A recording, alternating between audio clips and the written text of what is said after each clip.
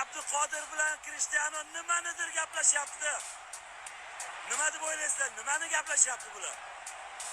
Bu do'stona. Ana Cristiano nimadir dedi. Dedi, xudo xolasa mendan keyingi eng nomer 1 zvezda sensan ukam dedi.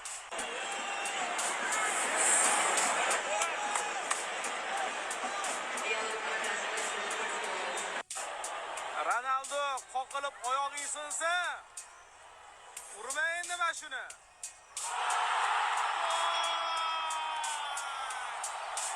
Azizlar, birorta ham muxlis bularga yomon gapirayotgani yo'q.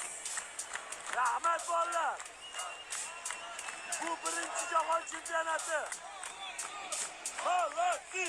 G'alati! G'alati! Barcha bolalarga butun stadion rahmat deyapti. Hech qanaqa muammo yo'q.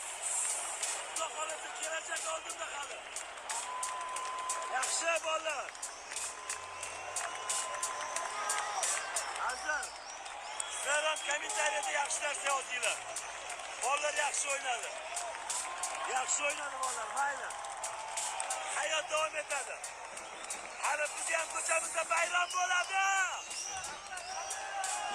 Hayotida bir futbol haqida kontent qilmagan, futbolda hissini tushunmaydigan, top shakli qanaqa, sen to'rtburchak bo'lsa kerak, yo uchburchakda deydigan odamlar ham chiqib olib, endi eksportli qilib, mana bu shaxsiy fikrim deb onu yeb yemagan fikrlari bilan endi termani tanqid qilib qo'ysalaringchi.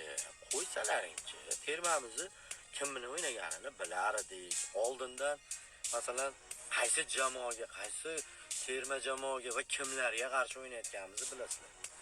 Bilar edik, termani bolalari ham biladi. Bular bu yilgi jahon chempionatida chempion bo'lishga nomzodlardan biri. Biz birinchi marta qatnashyapmiz. Birinchi sinf bolasiga 11-sinfda ur deganday bo'lyapti-da.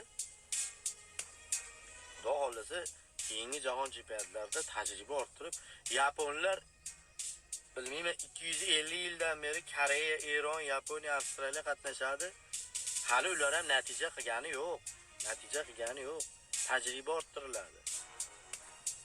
O'zlarincha chiqib olib, patanata, panakana qilmaylar.